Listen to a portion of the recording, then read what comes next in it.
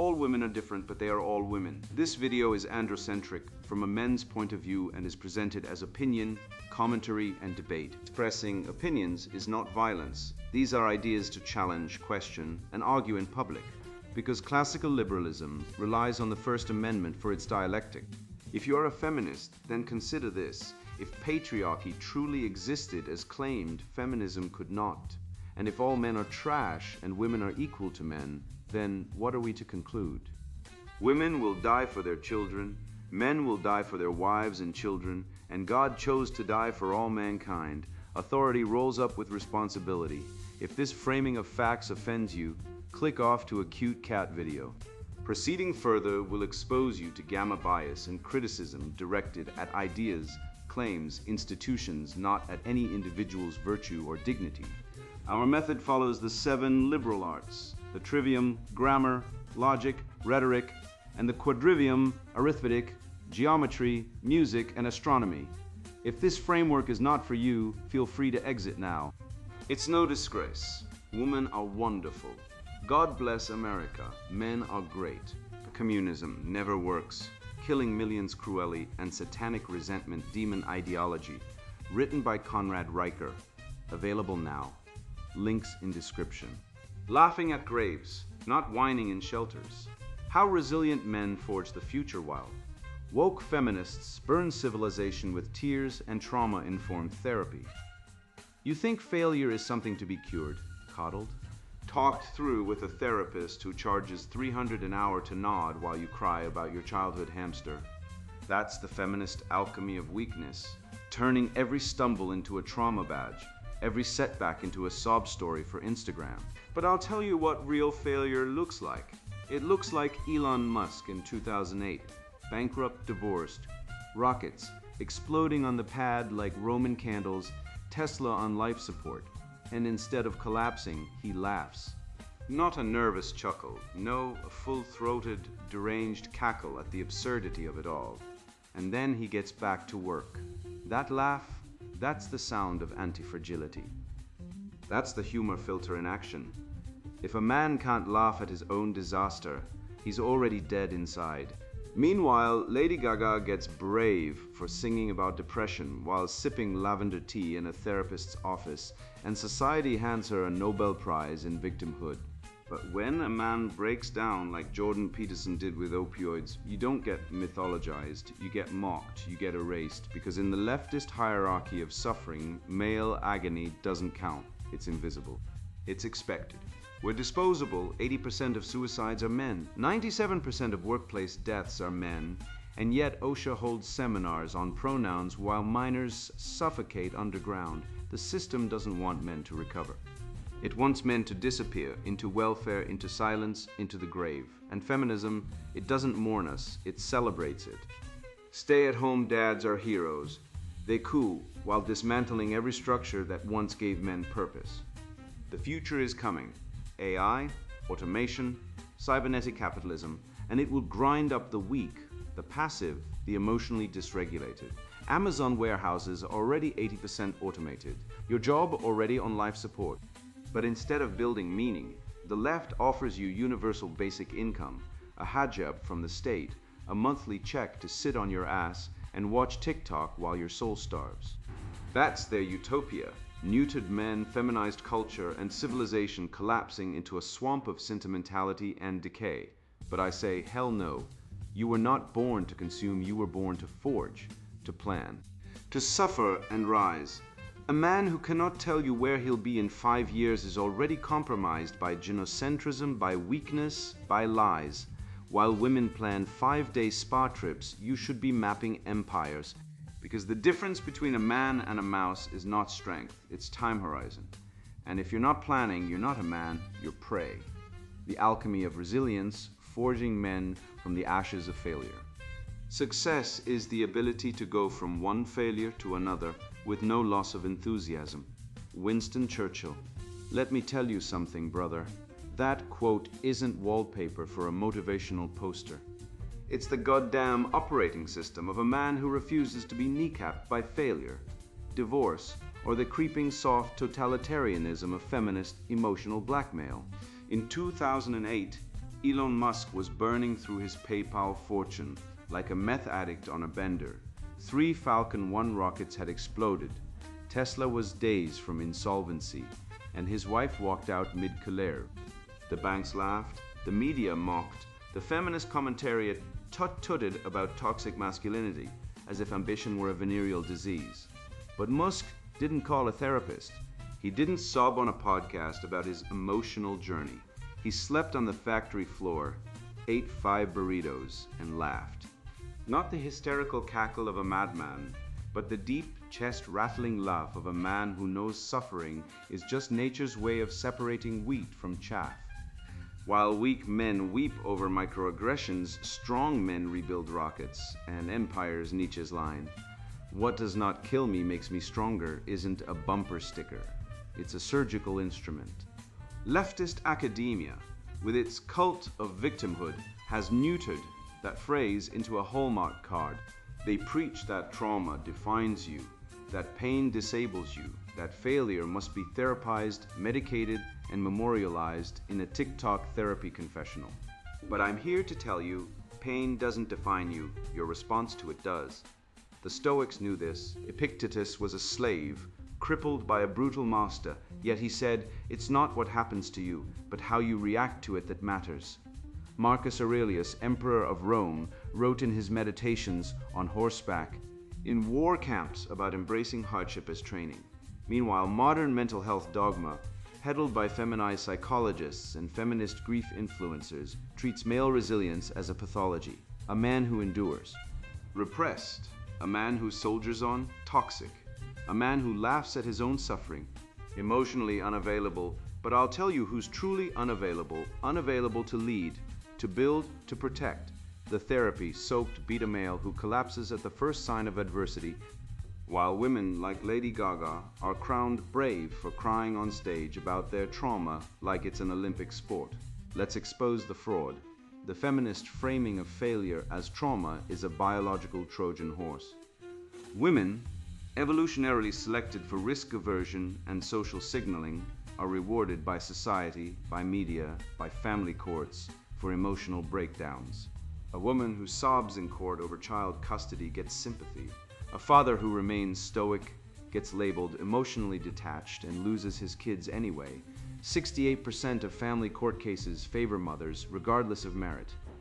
Women can abort their children on demand, over 900,000 abortions annually in the US. Many for convenience, yet scream bodily autonomy like it's holy writ. While men are legally compelled to pay child support for kids they never wanted, never saw, never even knew existed, thanks to cuckoldry rates that hover between 10–30% in Western nations. But when a man fails a business, a marriage, a dream, the feminist therapeutic state swoops in. You're traumatized, you need help, you need to process.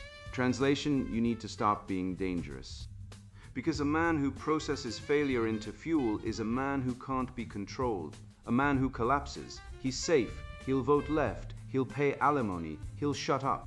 Compare Top Gun, Maverick, where Tom Cruise, at 59, flies real fighter jets, risks his neck, and embodies the mythic failure-hardened man with Manchester by the Sea, where Casey Affleck plays a man paralyzed by grief, weeping in bathrooms, incapable of fatherhood. One film was a global phenomenon, the other a Sundance darling. One celebrates resilience, the other glorifies emotional atrophy. Hollywood, steeped in leftist gynocentrism, would rather canonize the weeping man than the warrior, but audiences voted with their wallets.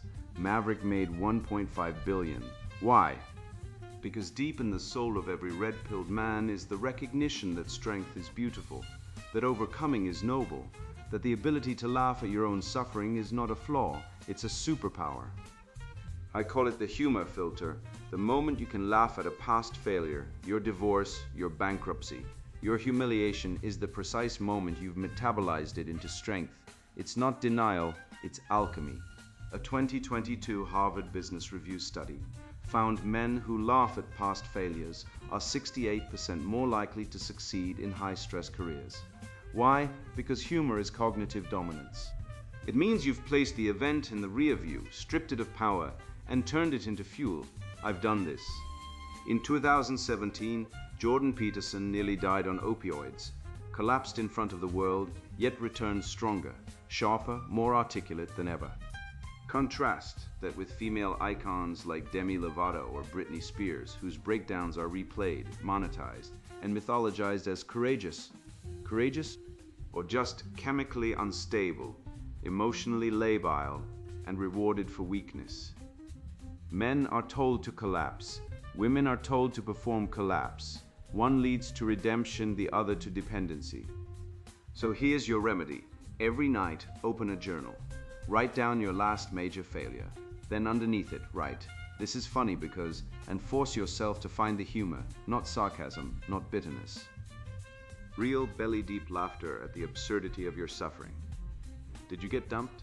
Ha! She couldn't handle your ambition. Did your startup fail? Good. Now you know 100 ways not to do it. That journal isn't therapy, it's training. It rewires your brain from victim to victor. It inoculates you against the feminist lie that you need safe spaces when what you really need is danger spaces, places where failure is not just expected but required. Because the West wasn't built by men who wept. It was built by men who laughed in the face of catastrophe, forged steel and fire, and left monuments that still stand. I've witnessed this cycle play out, not only in countries, but in households, bedrooms, and wallets. The man who plans ahead is ridiculed as intense, while the woman who chases momentary comfort is praised as living her truth. I once bought into the myth too that harmony required giving up ambition, that affection meant sacrificing vision for instant emotional relief. But then I saw Jake lose his partner to someone who offered nothing but fleeting validation in the moment, and it hit me. When society glorifies immediate gratification, it doesn't just fail men, it devours its own tomorrow. The reality is harsh and unchangeable. If a man can't protect his long-term aims from the constant tug of emotional demands, he isn't strong, he's vulnerable, and we've engineered a world full of the vulnerable. The future-proof man planning as a measure of masculine integrity. Man does not live by bread alone, but by foresight he survives and thrives, while those who live only for the moment are devoured by time. I once watched a man I'll call Jake grind for 5 years, working 2 jobs, saving every penny, refusing vacations, skipping trendy bars, resisting the siren song of Instagram dopamine hits, all to buy 40 acres in Montana. His girlfriend, meanwhile, spent $3,000 on a 5-day spa retreat in Sedona, complete with crystal healing, sound baths, and a soul alignment session with a shaman who probably hasn't owned a single asset in his life. Jake's plan? Build a cabin, live off-grid, create generational value. Her plan? Feel good right now. This isn't just a relationship dynamic, it's a civilizational clash. The man is acting out the ancient archetype of the provider, the stoic builder, the one who plants trees under whose shade he'll never sit. The woman is enacting the evolutionary imperative of the consumer: seek comfort, safety, attention immediately. And this isn't me being harsh. It's David Buss, evolutionary psychologist at UT Austin, confirming what Aristotle knew in his bones: men are neurologically optimized for delayed gratification, long-term strategy, and risk assessment. Women, by contrast, and this is not a flaw but a biological fact, are wired for emotional immediacy, social bonding, and present moment calibration. The hunter plans the route, the gatherer picks the berries now. When the genders cooperate, civilization flourishes. When women dominate culture, we get Venezuela, a country with trillions in oil reserves, now begging for food aid, where politicians scream about oppression while their daughters post bikini pics in Miami, Greece. Once the cradle of philosophy and democracy, now a debt-ridden tourist trap where men retire at 50 and women demand spa days funded by EU bailouts. These are not coincidences. They are outcomes of a society that elevated emotion over reason, consumption over creation, feelings over facts. And let me tell you, the feminist machine has spent 50 years pathologizing male planning as toxic ambition, while glorifying female impulsivity as self-care. You never take me anywhere. How many men have heard that guilt-laden accusation, weaponized to sabotage real goals, It's not about travel, it's about control. It's the emotional blackmail of the present against the future. I've seen men abandon business launches, delay skill acquisition, and liquidate investments just to placate a woman's demand for now. Meanwhile, the Gottman Institute, yes, that relationship science lab, found in a 2023 study that men who discuss concrete future plans early in relationships are 3 times more likely to maintain stable, long-term unions. That's not a suggestion, that's a biological mandate. Plan or perish, commit or be replaced. The man who cannot articulate where he'll be in 5 years is not sensitive, he's neutered. He's a gelding in a world that still demands stallions. And don't come at me with that men are from Mars soft nonsense. This isn't about difference, it's about hierarchy. When women dominate the emotional economy of a relationship, they pull men down to the horizon of the immediate, where everything is about her mood, her needs, her validation. And when entire cultures do it, like Sweden, where male suicide rates have skyrocketed while women dominate HR departments and therapy culture, you get a nation of depressed, directionless men medicating themselves with porn and protein shakes. Let's cut through the woke fog with a scalpel of truth. Planning isn't just practical, it's moral. It's the very definition of masculine integrity. A man who plans is a man who says, I will provide, I will protect, I will endure. He's emulating Odysseus, not Dionysus. He's not chasing nectar and nymphs, he's navigating storms to return home. Contrast Tony Soprano, the mob boss who schemes for his children's future, builds hidden stashes, and fears irrelevance with Carmela, who demands emotional confessionals, therapy sessions, and luxury goods now. She's not evil, she's female, and in her world, his long-term survival strategy is irrelevant next to her immediate emotional hunger. This is why female-dominated workplaces kill innovation. They promote based on empathy, not results. They reward tears, not tactics. They elevate the nice woman over the competent man every time. And don't think this doesn't bleed into law. In family courts, men who save, plan, and build are often stripped of their children and wealth by women who weaponize emotion and false allegations. The data is undeniable. Over 70% of false domestic violence claims are made by women per UK Ministry of Justice, and in the US, fathers are denied custody in 80% of cases, despite equal or higher income. Planning men are punished for their foresight, while impulsive women are rewarded for their drama. So here's my litmus test, the Future Horizon test. If a man cannot articulate 3 concrete future goals 1 year, 5 years, 10 years, he is either compromised by gynocentrism or psychologically stunted. Full stop, no exceptions. I don't care if he's spiritual or chill. If he can't tell me where he's going, he's already lost. And the remedy, a weekly ritual I call future mapping. Every Sunday, write down 3 goals for each horizon. Share them with a mentor, another man who's not afraid of truth. No women, no therapists, no accountability partners who cry when you miss a yoga class. Just men who understand that life is war and planning is armor. Look at Andrew Tate, the so-called top G. Love him or hate him, the man ties every action to a future outcome. Business growth, physical dominance, legacy creation. He doesn't post thirst traps, he posts profit margins. Meanwhile, the female influencers, the hot girls of TikTok, are drowning in debt, chasing dopamine hits and aging out of relevance by 30. They live moment to moment while men like Tate build empires. That's not misogyny, that's physics. Time favors the planners. Evolution rewards the strategists, and history buries the hedonists. I used to believe the system would reward hard work, that if I showed up early, stayed late, and played by the rules, I'd earn respect, stability, and a place in the world. But after years of watching men discarded like outdated software while the elite preach progress and inclusion from gated communities and private jets, I realized the game was rigged from the start. The future isn't coming. It's already here, and it has no use for men who don't control value.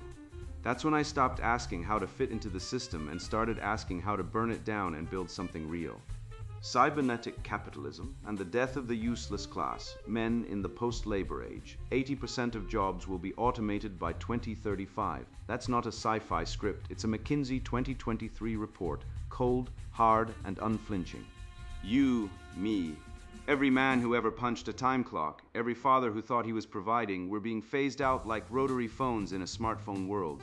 And the left, with its smug, simpering sanctimony, offers a single solution: universal basic income, handouts, bread and circuses, a pacifier for the useless class. Don't be fooled, this isn't compassion. It's euthanasia of the male spirit. They don't want to save you, they want to retire you, like a broken workhorse, into a state-funded pasture of soy lattes, porn addiction, and government-issued antidepressants. The goal? To neuter men not with surgery, but with systematic irrelevance. You won't be killed with a sword. You'll be loved to death by a welfare system that calls your dependence liberation. Look at Amazon's warehouses. Robots now do what 100 men once did. AGVs, autonomous guided vehicles, glide like silent assassins through the aisles, scanning, lifting, delivering with machine precision, no coffee breaks, no union demands, no testosterone. Meanwhile, men who once prided themselves on being providers now shuffle into CVS to buy 12 energy drinks and argue about video game lore on Reddit. This is not progress, this is replacement. And the feminist chorus sings, "Stay-at-home dads are heroes." Really? When did heroism become synonymous with uselessness? When did changing diapers become a medal-worthy act for grown men? This narrative isn't about elevating fatherhood, it's about demolishing male identity. While men are being downsized into domestic hobbyists, women dominate 87% of HR departments, 93% of psychology fields, and 78% of education roles, all positions of moral authority and social control. They're not just replacing men in the workforce, they're rewriting the script so that male obsolescence looks like moral evolution. Alexander Galloway hit the mark with cybernetic capital A, the merging of AI, corporate surveillance, and state control to automate not just work, but resistance. This goes beyond efficiency. It's about rendering humans obsolete. Picture the Matrix. People raised like livestock, wired into a simulation, while the powerful live lavishly in a synthetic realm. That's not fantasy, it's a model, the real awakening. It isn't in a film, it's in your grip this very moment. You are being calmed not by robots, but by falsehoods. The falsehood that purpose is optional. The falsehood that buying things brings joy. The falsehood that your worth is defined by how much you buy, not by what you produce. Rise up, you are not a shopper. You are a maker, a fighter, a thinker, a shaper. But they don't need shapers. They want scrollers. They want you flipping through TikTok while your spirit wastes away. The CDC reported in 2022 that 72% of men on welfare experience a crisis of self-worth. That's not coincidence, it's design. Purpose isn't found in a monthly stipend. It's forged in struggle, in challenge, in risk. Contrast that with self-employed men. 89% report high life satisfaction, Gallup 2023. Why? Because they create value. They aren't feeding off the system, they're feeding the system. But the cultural Marxists don't want creators, they want dependents.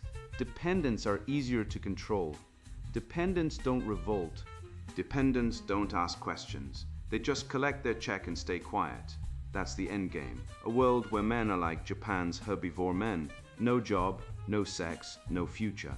They call them sushoku danshi, vegetarian men. Not because they don't eat meat, because they don't hunt. They don't compete. They don't want. They're the prototype of the post-labor male. Docile, domesticated, dead inside. So what's the antidote? Not more handouts. Not more therapy, not more female-approved identity politics. It's the value spiral. A shift from labor value, what you do for money, to meaning value, what you create for the world. Men must become philosophers, not bureaucrats, craftsmen, not consumers, leaders, not followers. This isn't mysticism, it's biology. Testosterone isn't a disease, it's a directive. It drives men to build, to conquer, to protect, suppress it.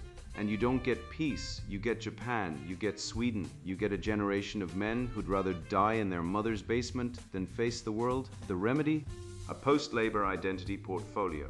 Skills that can't be automated: debate, strategy, physical mastery, mentorship, fatherhood. Learn to weld, learn to fence, learn to lead. Not for money, for meaning. I once met a man in Austin who'd been laid off from a logistics job. Instead of collecting unemployment, he learned blacksmithing. Now he makes custom knives, teaches classes, and has a waiting list 6 months long. He didn't wait for the system to save him, he saved himself. That's the model. That's the rebellion. Not with guns, with craft, with character, with courage. The left wants you soft. They want you scrolling. They want you neutered. But nature doesn't care about their theories. Nature rewards strength, action, dominance. And if you don't fight for your place in the world, no one will. Not your wife, not your therapist, not the government. The future isn't UB, it's UBI utterly broken individuals unless you wake up and reclaim your birthright as a man of value, not just a cog in their machine. The post-labor age isn't the end of men, it's the test of men. And if you fail, you don't get a second chance. You get obsolescence, and history won't mourn you, it will forget you. I've watched the temples of progress crumble into cathedrals of irony, where the strong are shamed for their strength, and the silent are punished for their silence. So let me say plainly what no one dares. Men's suffering is not a bug in the system. It's the foundation the system was built to ignore. The hierarchy of suffering, male agony as the unseen foundation of civilization. Man is the measure of all things, Protagoras said it 2,000 years ago, and the woke hyenas of today would rather gnaw off their own paws than let that truth stand. Let me ask you, brother, when was the last time you saw a public memorial for a construction worker who fell from a steel beam? When did they erect a statue for the 12,000 Irish and Chinese men who died laying the transcontinental railroad, their bones buried under the tracks like forgotten ballast? Not one. But you better believe they found funding for yet another Women in History mural featuring someone who once cried in a boardroom. The hypocrisy isn't just staggering, it's weaponized. The World Health Organization's 2023 report confirms it. 80% of global suicides are men, yet 90% of mental health funding is directed toward women. That's not a gap, that's a war crime disguised as policy. While men are hanging themselves in silence, the cultural elite are hosting panel discussions on emotional labor and how hard it is for women to remember to text their moms on Mother's Day. Try explaining emotional labor to a coal miner trapped 200 feet underground with a collapsed roof. See how far that feminist buzzword gets him. Walk into any university gender studies class and you'll hear about patriarchal oppression like it's some ancient curse. While the professor, usually a woman making six figures, sips kombucha and assigns readings by Judith Butler, that philosophical drag queen who thinks gender is a performance. Meanwhile, the Bureau of Labor Statistics 2023 report shows men account for 97% of workplace fatalities. 97, that's not a typo. Men die in factories, on oil rigs, in sewers, and on construction sites every single day, while the Department of Labor holds seminars on inclusive language in safety manuals. Let me translate. While men are being crushed by falling beams, OSHA is worried about replacing he with they in the hazard warning. It's like your house is burning down and the fire department shows up to discuss pronouns. The modern left doesn't care about actual suffering unless it can be weaponized into political theater. Me Too, global outrage. A soldier with PTSD who shoots himself in his garage, radio silence. A woman complains about reproductive rights. CNN cries. A man gets stripped of his children in family court after being falsely accused. Laughed out of the courtroom because everyone knows men are just deadbeats and abusers by default. The divorce rate over 50%.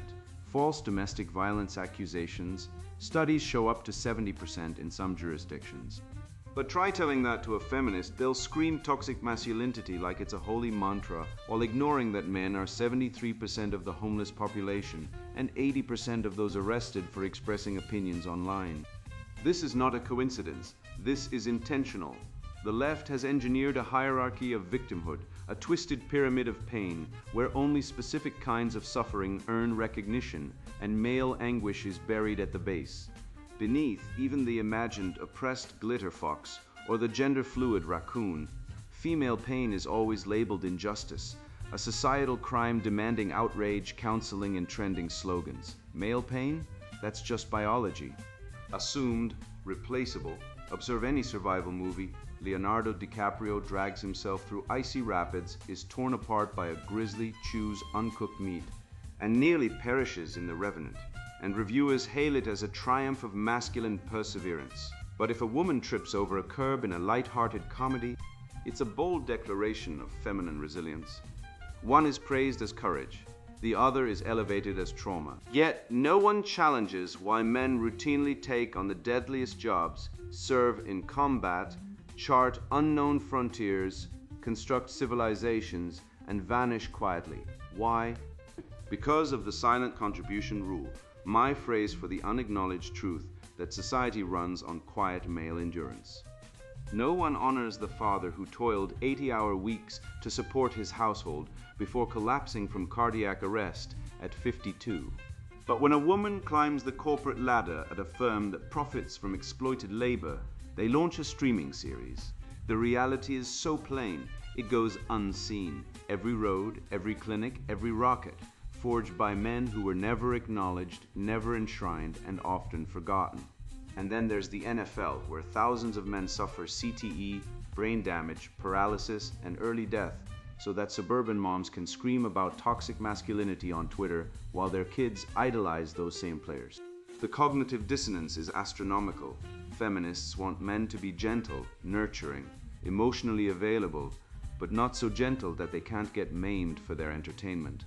They'll protest a football game for glorifying violence, but not for the actual violence being done to the men's brains. They'll demand safety for women at concerts, but never demand brain scans for linemen. It's cannibalism masked as progress.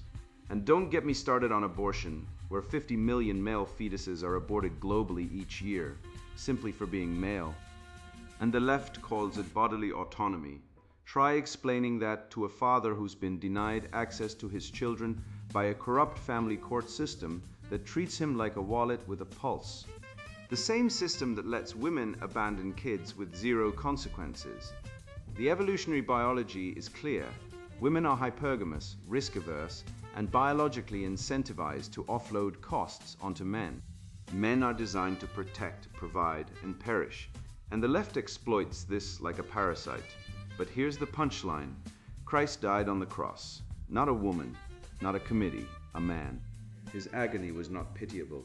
It was redemptive, sacred, the ultimate act of love. And the modern left, they've inverted the cross. Now, only female suffering is holy. Male suffering is toxic, pathetic. Something to be medicated, mocked, or erased. They've turned Schopenhauer's will to live into a will to whine. So here's my call to you. Stop begging for recognition. Stop trying to fit into their broken system. Create your own. Start a male martyrology, a personal list of forgotten men who sacrificed, the inventor who died bankrupt, the soldier who took a bullet for his squad, the father who worked 3 jobs so his kids wouldn't know hunger. Honor them. Speak their names. Build a new culture where men are not disposable but divine, where strength is not mocked as toxic, but revered as sacred. The left wants you broken, medicated, and silent. They want you to believe your pain doesn't matter, but it does. Every drop of blood, every sleepless night, every silent tear in the garage at 3 a.m., it matters. Civilization didn't rise on sensitivity trainings and pronoun parades. It rose on the backs of men who suffered in silence, who built, fought, and died so that future generations could breathe free. The left can keep their victim Olympics. We'll keep the truth. Male agony is the unseen foundation of everything good in this world, and we will not apologize for it. You thought the world was fair, that honesty would win, that a good man who works hard and loves his woman would be rewarded. Laughable? You've been lied to since birth, fed feminist fairy tales while real men were buried in family courts, their children ripped away for daring to speak truth. Let me remind you, 70% of divorces are initiated by women. 90% of child custody goes to mothers, even when fathers are proven better caregivers. And if you protest, if you dare name the betrayal, the state will brand you abusive, silence you, arrest you for a Facebook comment. Wake up. You are not a citizen. You are a resource to be milked, then discarded. I don't care if you cry. I care if you fight.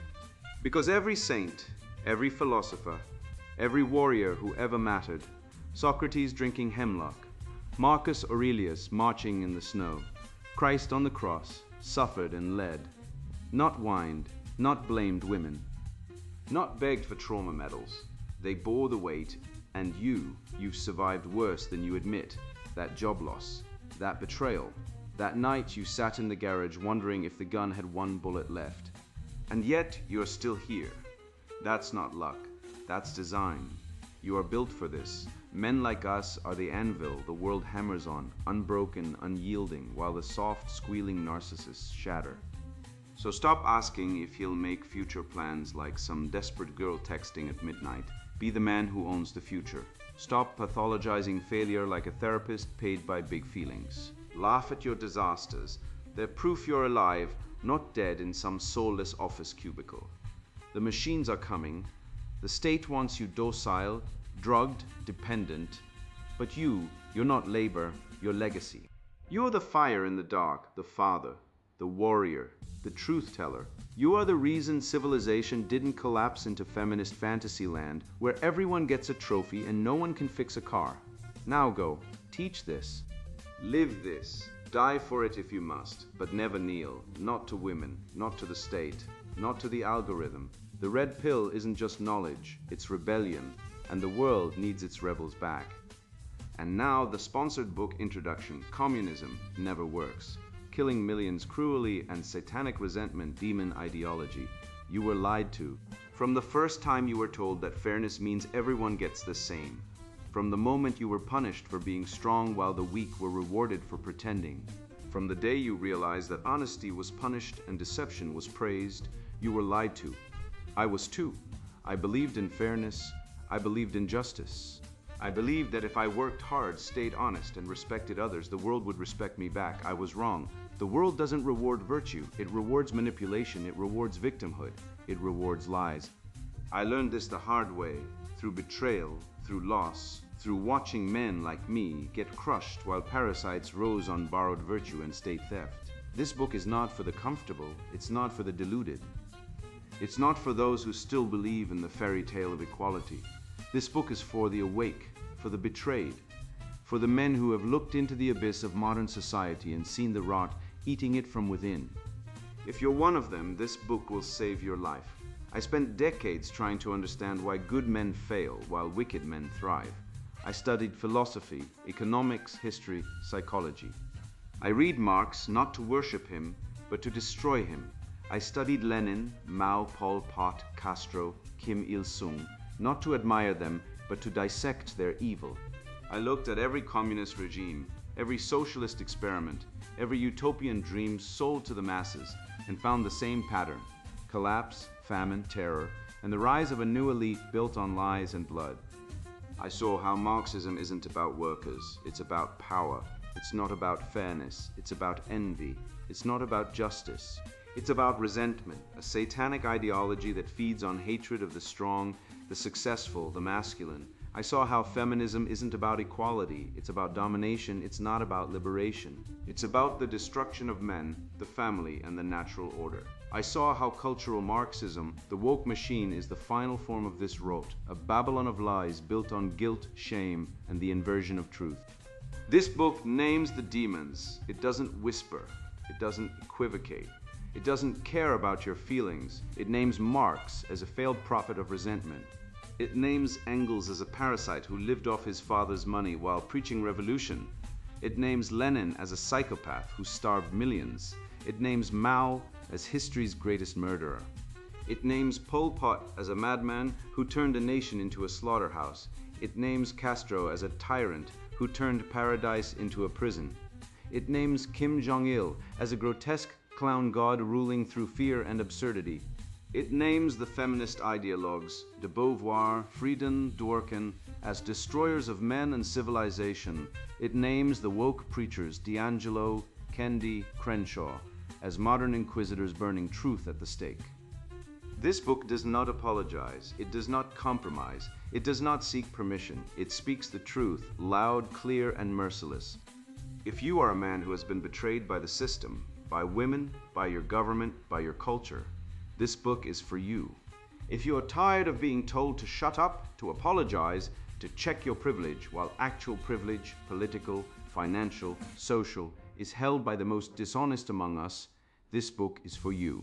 If you see the decay in the West, the falling birth rates, the collapsing families, the empty churches, the rise of degeneracy, and you want to know why and how to fight back, this book is for you. It will show you how human nature breaks every socialist dream. It will show you why collectivism always becomes tyranny. It will document the collapse of every communist state from promise to ruin. It will destroy the myth of economic fairness. It will prove that forced equality kills excellence, innovation, and freedom. It will show how envy, not justice, fuels the leftist agenda. It will offer you a path back to individual strength, private property, and real dignity. If you are not that man, if you still believe in the lie, then stop reading now. Put this book down.